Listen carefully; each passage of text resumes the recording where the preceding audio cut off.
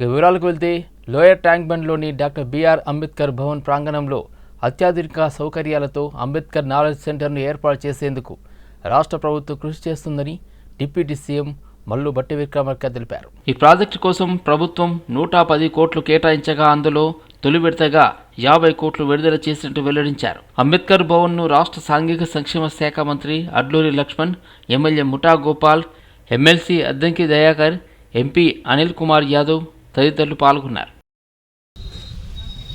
ఈ భవనం కేవలం భౌతికంగా కనపడేటువంటి భవనమే కాదు.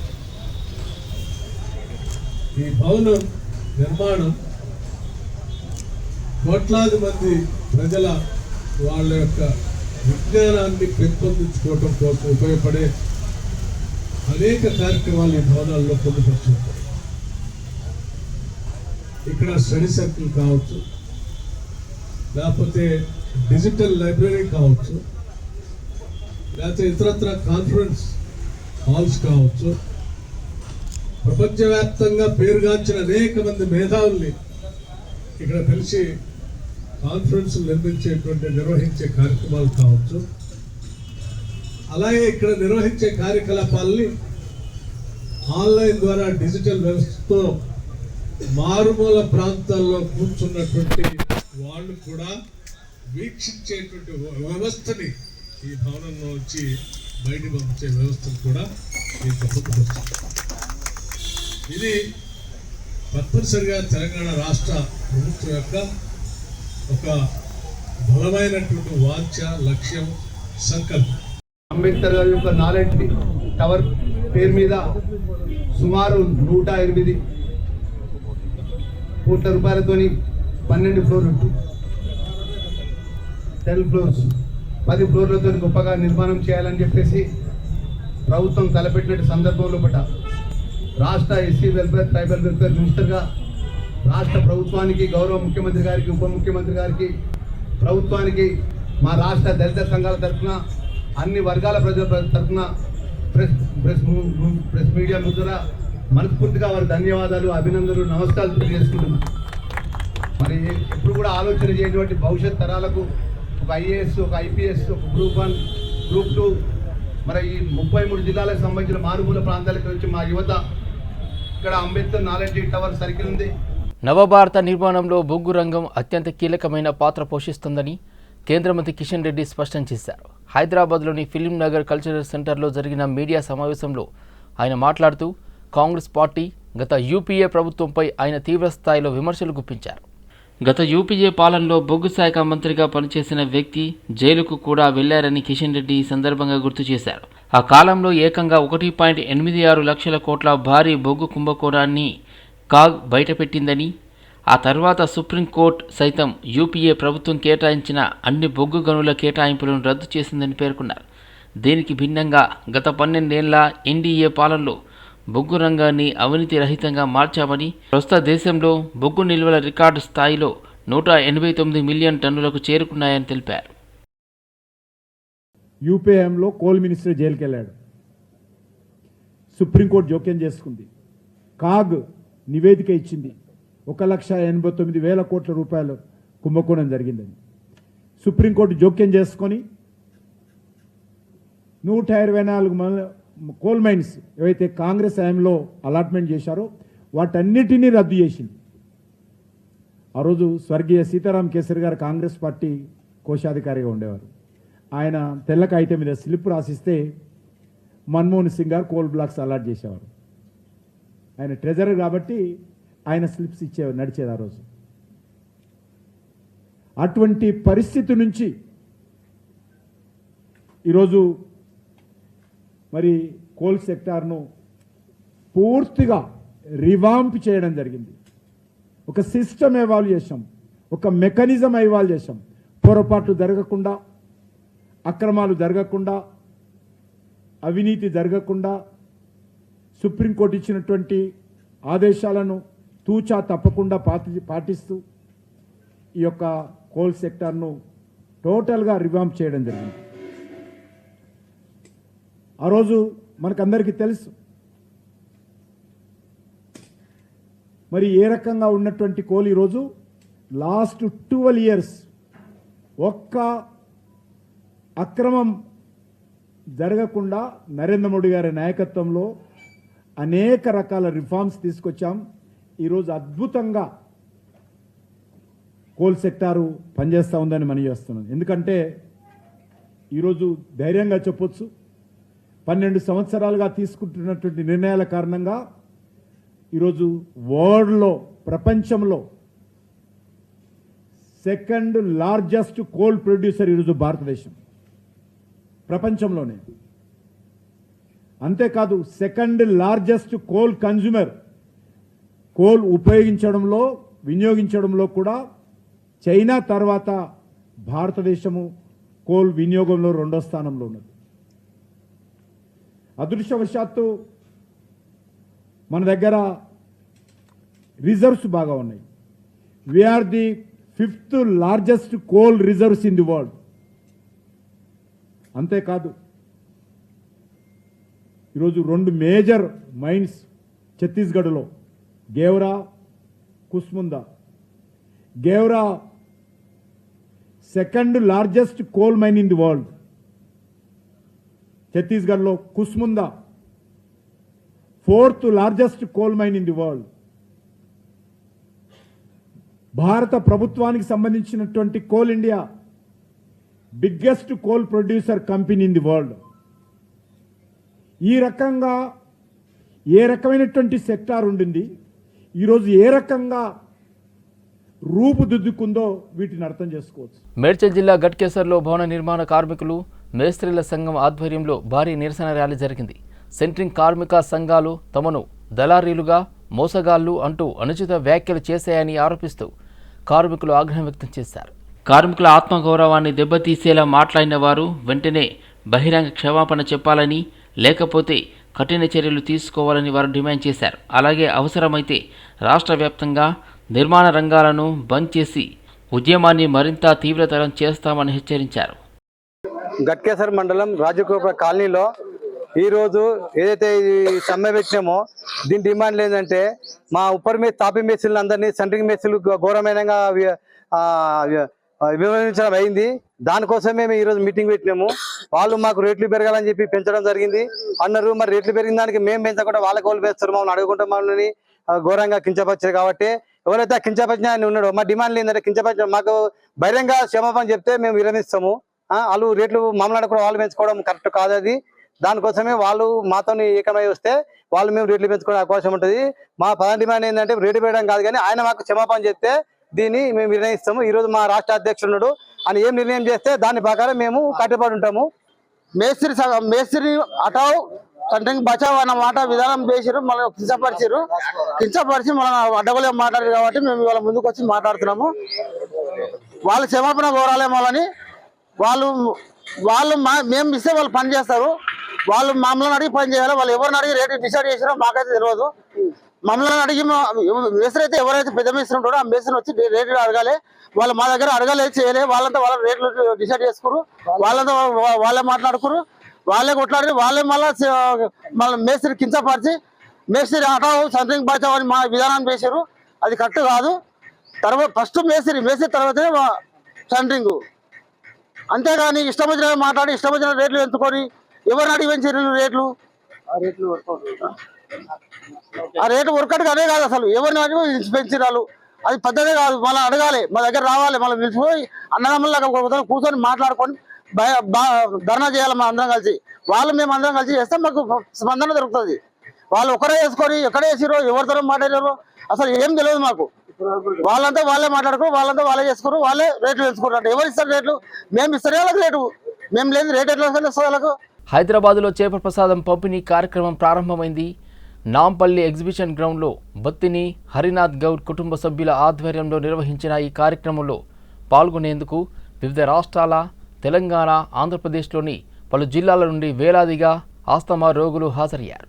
ఏటా నిర్వహించే చేప ప్రసాదం పంపిణీ కార్యక్రమానికి ఈసారి కూడా భారీగా ఆస్తమా రోగులు తరలివచ్చారు. నాంపల్లి ఎగ్జిబిషన్ గ్రౌండ్తో పాటు పరిసర ప్రాంతాల్లో బస చేస్తున్న రోగులు, వారి కుటుంబాలు కార్యక్రమంలో పాల్గొన్నాయి. తెలుగు రాష్ట్రాలతో పాటు మహారాష్ట్ర, కర్ణాటక, తమిళనాడు, ఒడిశా, ఛత్తీస్గఢ్ తదితర ప్రాంతాల నుండి హైదరాబాద్కు చేరుకున్నారు. కొందరు రైల్వే స్టేషన్లు, బస్ స్టేషన్లలో విశ్రాంతి తీసుకుంటుండగా మరికొందరు వసతి కేంద్రంలో బస చేశారు. రోగుల రద్దీని దృష్టిలో పెట్టుకొని అధికారులు ప్రత్యేక ఏర్పాట్లు చేశారు. తాగునీరు, పారిశుద్ధ్యం సదుపాయాలు, వైద్య శిబిరాలు, ప్రత్యేక క్యూ లైన్లు, భద్రతా చర్యలను అందుబాటులోకి ఉంచారు.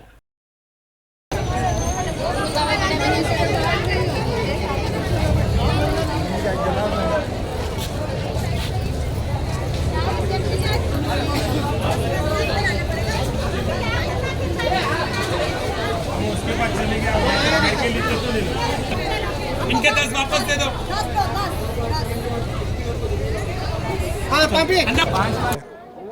सिरसिला से है।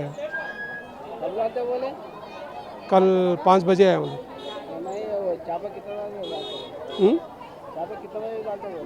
अभी 9 बजे डाल रहा है, बोल रहे हैं रात को। భువనగిరి లోక్సభ సభ్యుడు చామల కిరణ్ కుమార్ రెడ్డి సీఎం రేవంత్ రెడ్డికి మద్దతుగా ప్రతిపక్షాలపై తీవ్ర వ్యాఖ్యలు చేశారు. సీఎం రేవంత్ రెడ్డి పట్ల జరుగుతున్న దుష్ప్రచారాన్ని ఆయన ఖండించారు. ఈ నేపథ్యంలో ఎంపీ చామల కిరణ్ కుమార్ రెడ్డి స్పందిస్తూ హైడ్రా ఏర్పాటు వల్ల చెరువులు, కుంటలు, ప్రభుత్వ భూముల ఆక్రమణలను అరికట్టే చర్యలు జరుగుతున్నాయని తెలిపారు.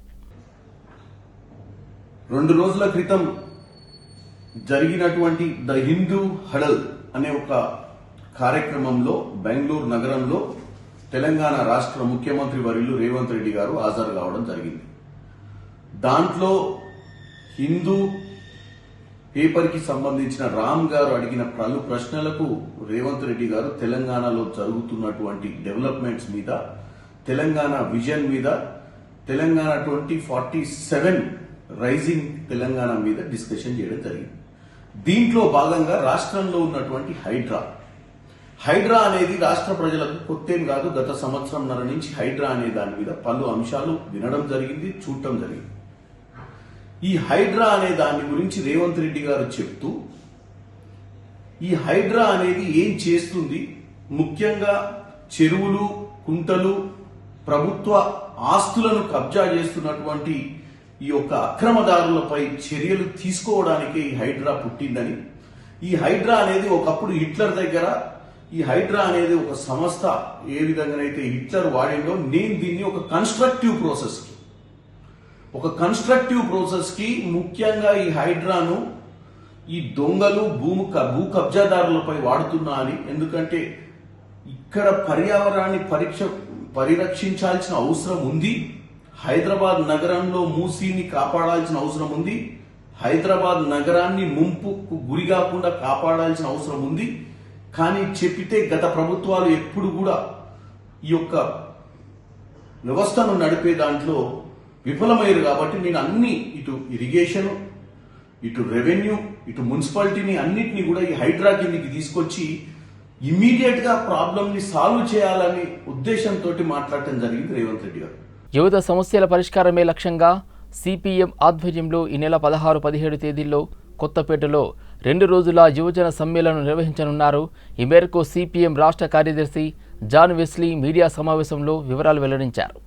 కొత్తపేటలోని బాబు జగజీవన్ రామ్ హాల్లో ఈ నెల 16, 17 తేదీల్లో 2 రోజుల యువజన సమ్మేళనం నిర్వహించనున్నట్లు సిపిఎం రాష్ట్ర కార్యదర్శి జాన్ వెస్లీ తెలిపారు. యువత ఎదుర్కొంటున్న ఉద్యోగం, విద్య, ఉపాధి అవకాశాలు తదితర అంశాలపై సమ్మేళనంలో విస్తృతంగా చర్చించి భవిష్యత్ కార్యాచరణను రూపొందించాల్సి ఉందని చెప్పారు.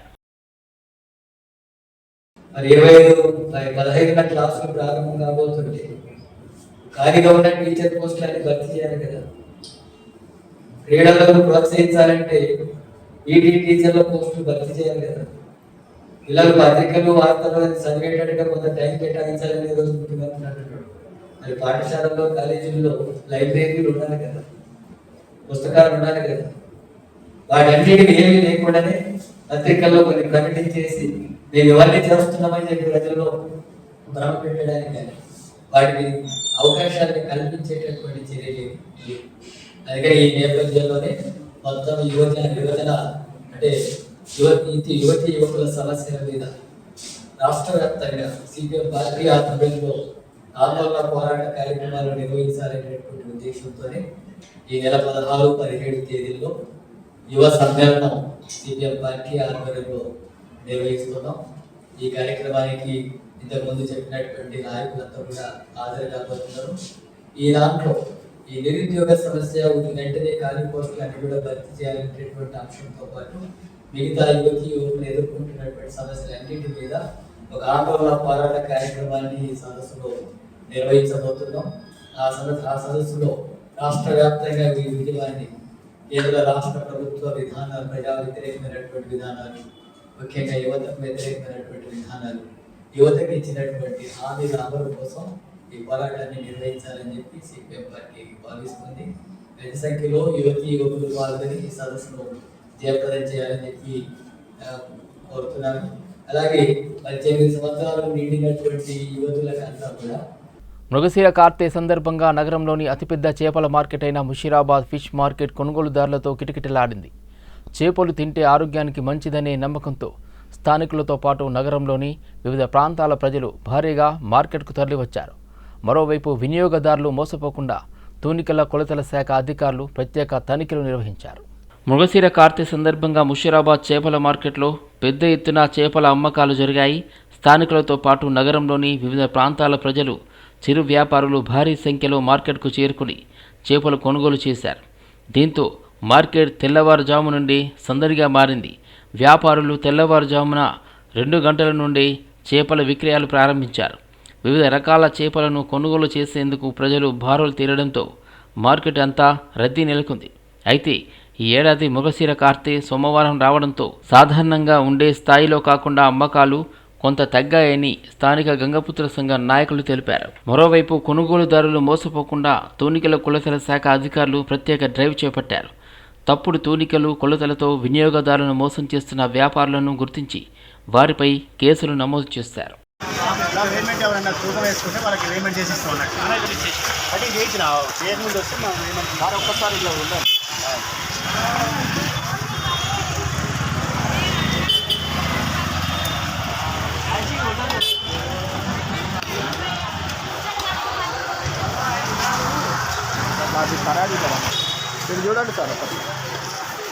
శక్తిసాయి నగర్లో Shankara Vidyalaya school, a unit of Sandilya education trust ఆధ్వర్యంలో నూతనంగా ఏర్పాటు చేసిన స్కూల్ను తక్షణమే కాలనీ నుండి తొలగించాలని శక్తిసాయి నగర్ కాలనీ వాసులు డిమాండ్ చేశారు. ఈ సందర్భంగా పలువురు కాలనీ వాసులు మాట్లాడుతూ గత 6 నెలల నుండి స్కూల్ ఇక్కడ ఏర్పాటు చేయొద్దని పోరాటాలు చేస్తున్నామని గుర్తు చేశారు. ఈ క్రమంలో మేడ్చల్ మల్కాజ్గిరి జిల్లా కలెక్టర్, జిల్లా విద్యాధికారి, డిఈఓ, మండలాధికారి, ఎంఈఓకు సైతం ఫిర్యాదులు చేసినట్లు వివరించారు. తాము ఎన్ని ఫిర్యాదులు చేసినా కూడా అధికారులు ఇప్పటి వరకు ఎలాంటి చర్యలు తీసుకోలేదని మండిపడ్డారు. స్కూల్ ఓపెన్ అవుతుంది, అయ్యింది ఆల్రెడీ. అది శంకర విద్యాలయ హై స్కూల్ అండి. మాకు చాలా ఇబ్బందిగా ఉంది. ఈ ట్రాఫిక్ రూల్స్ ఇక్కడ 40 ఫీట్ రోడ్డు కూడా లేదు. 40 ఫీట్ రోడ్ కూడా లేదు, ఓన్లీ 30 ఫీట్ రోడ్ ఉందండి ఇక్కడ. ఇంకోటి చాలా ఇబ్బందిగా ఉంది, రోజు బస్సు రావడము వెళ్ళడము చాలా ఇబ్బందిగా ఉంది ఎదురుగుండా రోడ్డు వల్ల. తర్వాత మాకు ఇమీడియట్గా మా కామన్ వాళ్ళు స్కూలు ఒకటేనండి, కొంచెం ఇబ్బందిగా ఉంది. దయచేసి మేము కలెక్టర్కి, ఎంఈఓకి, డిఈఓకి అందరికి కూడా మెమరాండం సబ్మిట్ చేశామండి.